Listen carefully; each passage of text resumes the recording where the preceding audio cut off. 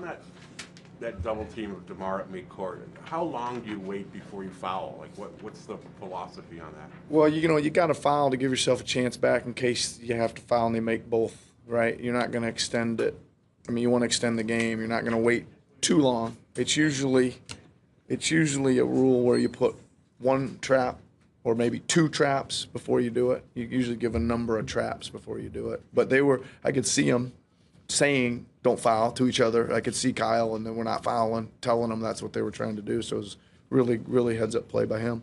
You just got to turn the ball handler around, get him a little bit disoriented there. Well, you just got to trap him and hope usually you're hoping he jumps in the air or something with nowhere to go, or you surprise him and you get the pass is what you normally would get, right?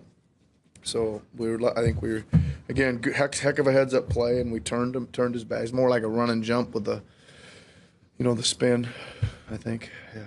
What was it like for you going through those last couple minutes of the tight game, not being out there and kind of pulling the strings yourself? It was okay. It was a lot more relaxing.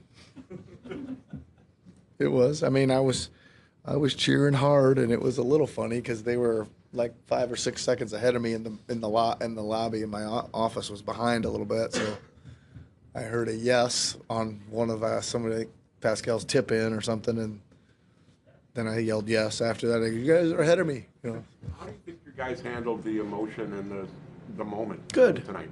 Good. And again, I think Doug, you guys have heard me say this a lot lately.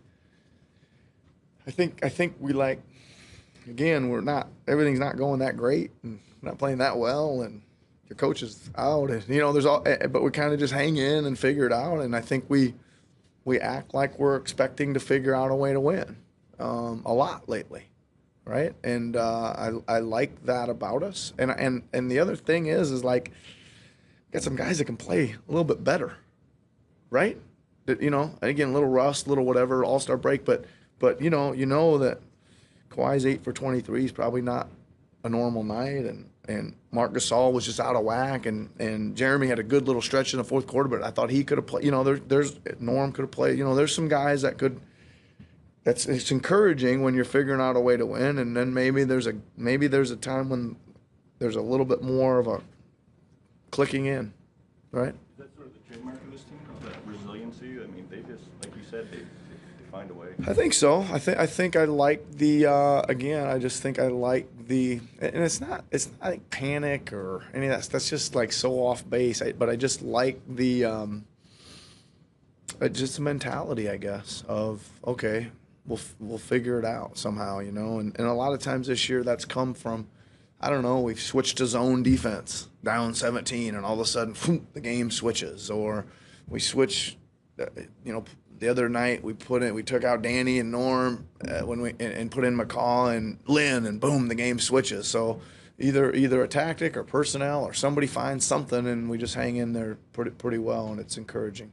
I know he had a bit of a weird night. Speaking of Mark, but you kind of got him in a little earlier than the last couple games. Did you see glimpses of what you might like with him with more of the starters in those windows? So I saw little glimpses. I just think he had one of those kind of funky nights. He checked in and was like wide open like 3 times in the first 30 seconds he was in the game. I don't really think he wanted to really shoot any of those, but he kind of had to because that was the play, and I don't think he was ready to, right? And again, that's a little bit of he's not really used to coming off the bench, right? So he's going to have to get used to it on the nights he is, and he's going to play a lot better. But you saw some good passes, right? You see some great IQ out there, right? You just see it again. He's a guy that adds to that little bit of, hey, everything's okay. I'll make a play. I'll make a play. And then Serge really limited Aldridge to 6 points. What do you think of the defensive effort there? He was good. I think we, as a coaching staff, made a late game plan decision right before the start of the game, like literally 20 minutes before. We hadn't done it in any of our walkthroughs or any of our practice, that we were going to double team him. And my thing was, our coaching staff decided that let's double team DeRozan, let's double team Aldridge, just to make sure our guys are ready to be aggressive. And it's not a very, when you look at their team, it's not that smart a thing to do. They're the number one three-point shooting team in the league, and when you double team, you're going to open up some of that stuff, right? But I was not going to let what happened in San Antonio happen again as far as lack of aggression. So it started good. I thought they made a good, so we were doubling him from one way on the left block. They made a good adjustment, put him on the right block.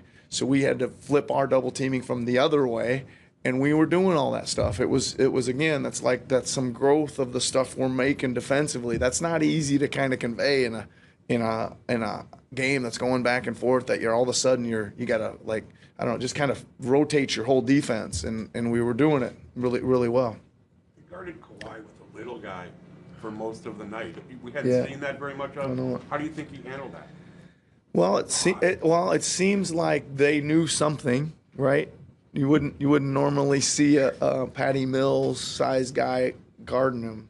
I'll tell you what it reminded me of, and it just bothered him. Sometimes it bothered him, but it reminded me of, if you'll remember, a few times against this team when we'd throw Chuck Hayes in and put him underneath Aldridge.